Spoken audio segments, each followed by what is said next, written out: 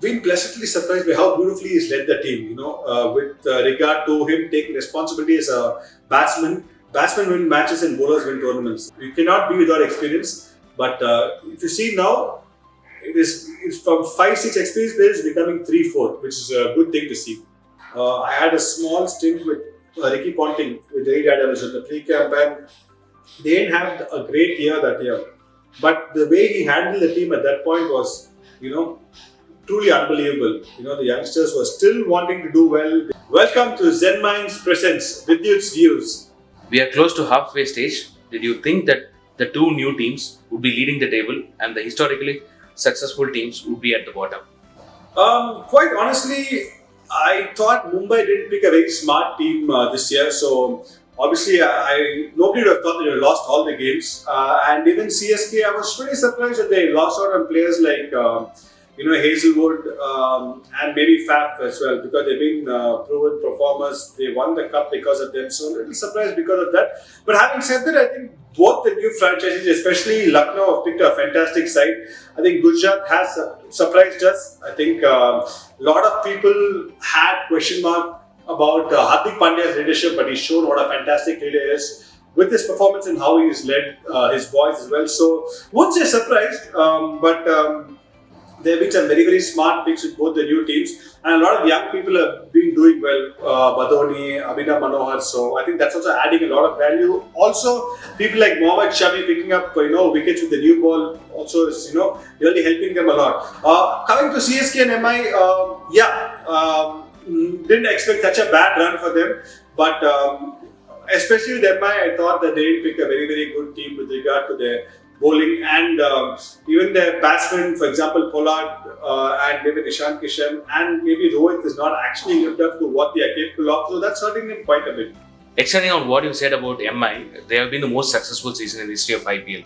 What have they been doing wrong this season? I wouldn't say they're doing anything wrong. For starters, like we said, I don't think they have picked the best squad, and their real match winners, the senior players, for example, Kylan Pollard, who really finishes games and wins matches from very, very tough situations, has not had the greatest year. Ishan Kishan, they have spent a lot on him. He's had a few good knocks, but he's not able to carry on. Rohit, for the great player he is, he's not got that big knock. So a lot of these things, and I think they're really missing Quinton de Kock up front. So, and also I think it is bound to happen. Good teams go through this. Mumbai, it's happened for them before, but they never had such a long losing streak. It is quite surprising. So I think they didn't have a great auction, which is very, very important. And I think it's very important they play well in the second half, because and I repeat, I think this shows a lot of talent in India. We have two new teams. It shows the talent and the number of players we have. We have big pool of players to select from. A lot of these young teams have been watching a lot of matches, picking up players from small towns. We have something like Umran Malik from JNK, who's actually bowling a tennis ball a few years back, and now he's, I think, one of the quickest bowlers in India. So that's what we possess. India, we are a vast country, and we're able to pick up talent from a lot of places. So Mumbai had to be smarter. I think it's not their team. I think they got a lot of things not going their way in the auction. So I think next time they have to be a lot more do their homework and try to pick a better squad. Gujarat Titans are one of the leaders of the table. What do you think of their run in the season? I think Lucknow had a fantastic squad, but Gujarat, like I said, a lot of people said Hardik Pandya as a leader. How is he going to, respond? Captaining an IPL team it's a big step. He's been a fantastic player for Mumbai, for India, all-round capabilities. But I think I've been pleasantly surprised by how beautifully he's led the team. With regard to him taking responsibility as a batsman, I think I've never seen him bat so well. And the way he's been grooming youngsters has been very, very good. It also helps that they have players like Abhinav Manohar has really, been very, very good. I worked with him a few years back with the Hubli Tigers team in the KPL. He was somebody who had a lot of potential, could hit the ball a long way, and I'm really happy that he's got some method into his batting, and he's always been somebody who's very fearless, who enjoys his game. And I'm really happy to see him really grow into a very, very good cricketer. So I think that helps. A lot of youngsters are really putting their hand up and been doing well for them. Matthew Wade in top order, a lot of experience. So everybody are really chipping in well, and I think they are a very, very strong contender. Like again, we have spoken in one of our shows before. Don't be surprised if one of these teams are going to end up winning or at least come to the top four. I'm talking about Gujarat, I'm talking about Lucknow, I'm talking about a team like RR who are playing very, very good cricket. I think they've got two fantastic spinners. Ashwin's ball to Russell last night was top drop. One of the best you can ever see. So that shows a good cricketer. You don't have to be, special. He's a good test cricketer. He's got 400 plus wickets, and it really shows. Like even in this format, you can be very, very successful. So so a lot of these good teams who a lot of people didn't give them a chance of performing really, really well. And again, it's the answer lies in your question: why aren't CSK and MI doing well? Because these teams have really worked hard. I think there are a lot of appreciation should go not only to the captain and coach but to the back end staff who have been working tirelessly on building up a good bench strength, which is very, very important for any team. CSK have found a rough diamond in Mahesh Theekshana. What is so unique about him? See, I think Theekshana is very, very good.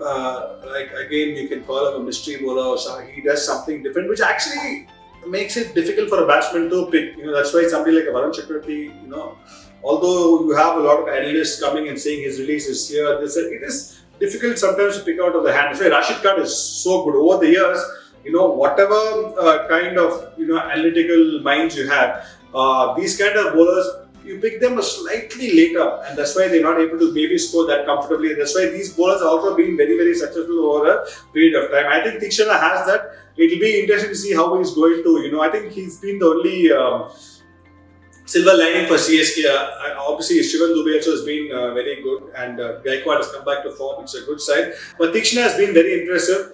Again, like I said, he bowls in the power play. He's able to control the game. He bowls stump to stump. He doesn't give too much time for the batsman, and at the same time, it's difficult to pick him out of hands. So I think that's where batsmen are finding it difficult. But this is the first year. It's only been few games, so it'll be very interesting to see whether he's able to do this consistently over a longer period of time.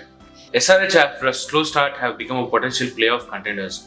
What do you think of their run this season? I think they've always been a very quiet franchisee. I really like the way they play the game, and I think batsmen win matches and bowlers win tournaments. And I think when they won a few years back, they had people like Mustafa Zul, Bhuvaneswar Kumar, Rashid Khan, 3 match winners to the ball. So I think Bhuvi is still there. I think we spoke about Jansen being a very, very good pick. Left-arm bowler who bowls quick, and he's somebody who you're not able to pick very well. He has this, an action guy. He doesn't run very fast, but off the wicket is very, very quick. And Umran Malik. So you have 3 bowlers who can actually win matches for you. We spoke about other teams here giving 10-15 runs extra in the field with regard to their bowling. Batsmen are able to make it up, but the bowlers in SRH make it a lot easier for the batsmen. Abhishek Sharma has been very impressive on top of the order. I think it's master stroke by going to Storm Moody to send him up the order and enjoy himself with the power play. So that's been a very, very good pick for them. And Rahul Tripathi, what a player he's been. And like I said, I like people there. No fuss in his game, just plays conventional cricket, doesn't move around too much in the crease, and he's been a great pick for them. So I think they picked some very good cricketers, smart move. They not spent too much on these big names of 13-15 crore. They have picked smart players, and I think that's why again we talk the auction is very, very important. Sometimes it may not work for you, but I think Rahul Tripathi has added a lot of value to his side. And somebody like Umran Malik, that shows why IPL is such a fantastic event. A few years back he was playing tennis ball cricket, and today he's become India's fastest bowler, one of the fastest bowlers, and not just fast. He has method to what he does. And I thought he was very, very impressive. So SRH are on the right track. I think they are peaking at the right time. They had a reasonably slow start. They had Washington Sundar injured, but even the replacement Suchit bowled quite well. And everybody have been adding a lot of value to this side. So again, team with not too many big names, but I think it's going to be a team that is going to win the title this year. So I think SRH are very much there. They have a very good leader, Kane Williamson, fantastic leader. So that also helps them. In 2018, CSK built their squad based on experience. They have won 2 titles, a final and a league stage exit. They are persistent with their philosophy in the season 2. Going forward, will this be a boon or bane?